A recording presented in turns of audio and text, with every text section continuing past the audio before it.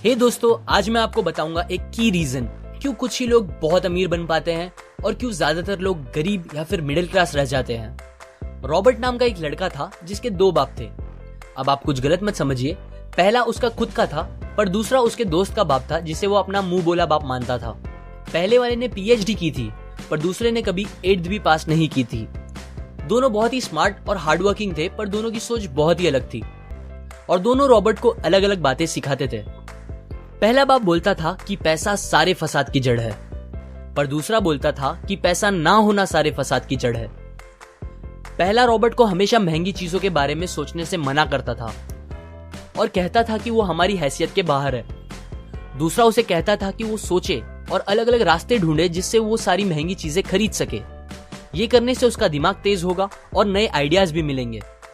पहला उसे कहता खूब मेहनत कर, अच्छे से पढ़ लिख ताकि तुझे बड़ी कंपनी में नौकरी लगे और तू बड़ा इंसान बन पाए।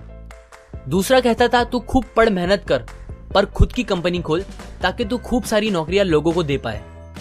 रॉबर्ट के पास एक एडवांटेज था, उसने अपने दोनों बापों को अपनी अलग अलग सोच के साथ बढ़ते और उनकी तरक्की देखी। उसने अपना दिमाग लगाया और अपने दूसरे बाप की बातें मानी और फॉलो की, जो कि बाद में मायामी फ्लोरिडा का सबसे अमीर इंसान बना और उसकी सिखाई बातों से उसने खुद करोड़ों कमाए, जबकि उसका पहला बाप जिंदगी भर गरीब रह गया। सबसे इंपॉर्टेंट बातों में से एक बात जो रॉबर्ट ने अपने अमीर बाप से सीखी वो थी फाइनेंशियल लिटरेसी, जिसका मतलब है एसेट्स और लायबिलिटीज के बीच का डिफरेंस जानना। अब आप गौर से सुनिए, ये नॉर्मल कॉमर्स में सिखाए गए मीनिंग से थोड़ा अलग है। रॉबर्ट ने काफी इजी शब्दों में उसका मीनिंग बताया है, जो कि कुछ ऐसा है। एसेट्स कोई भी वो चीज होती है जो आपको पैसे बना के दे या फिर आपके जेब में पैसे डाले, और लायबिलिटीज वो चीजें होती है जो आपके जेब से पैसे ले ले या आपके पैसे खत्म करे। अमीर लोग इसीलिए अमीर होते हैं बिकॉज वो अपने एसेट्स बनाते हैं, जबकि मिडिल क्लास लोग बस लायबिलिटीज पे खर्च करते हैं। मिसाल के तौर पर रमेश और सुरेश नाम के दो दोस्त थे। दोनों सेम पोजीशन और सेम सैलरी पे काम करते थे। जब भी उन्हें सैलरी मिलती, रमेश अपनी सैलरी से नए कपड़े, नए गैजेट्स, नया फोन, बाइक या कार ऐसी चीजें खरीदता था जो उसे अमीर जैसा फील कराती थी।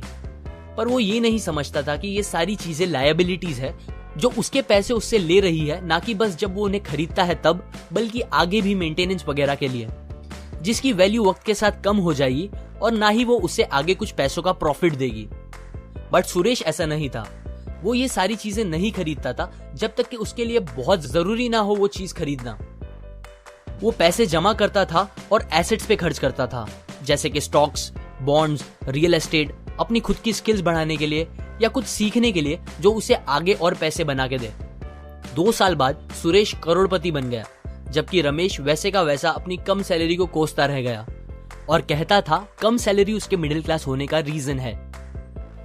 एक गरीब इंसान का कैश फ्लो कुछ इस तरह होता है, उसे पैसे मिलते हैं और फिर वो पैसे उसकी जरूरी खर्चों में खत्म हो जाते हैं। एक मिडिल क्लास का कैश फ्लो थोड़ा सा अलग होता है, उसे पैसे मिलते हैं, वो पैसे जरूरी खर्चों और लायबिलिटीज में खत्म कर देता है।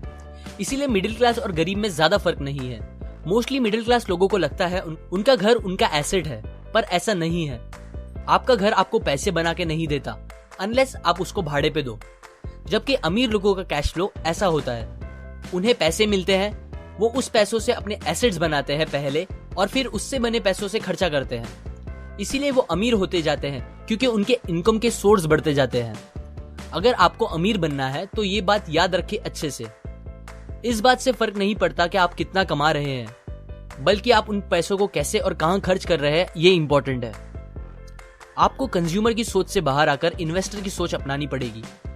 लोग कंप्लेन करते हैं उनकी खराब कंडीशन का रीजन उनकी कम सैलरी है और सैलरी बढ़ेगी तो वो आराम से रहेंगे, पर प्रॉब्लम ये है कि इनकम बढ़ने के बाद लोगों के खर्चे ज्यादा बढ़ जाते हैं, क्योंकि ज्यादा पैसे ज्यादा अच्छी चीजें खरीदने पे मजबूर करता है, जैसे कि एक बेहतर फोन, कार, घर, जो कि सब फिर से बस लायबिलिटीज है जो आपको कभी अमीर बनने नहीं देगी।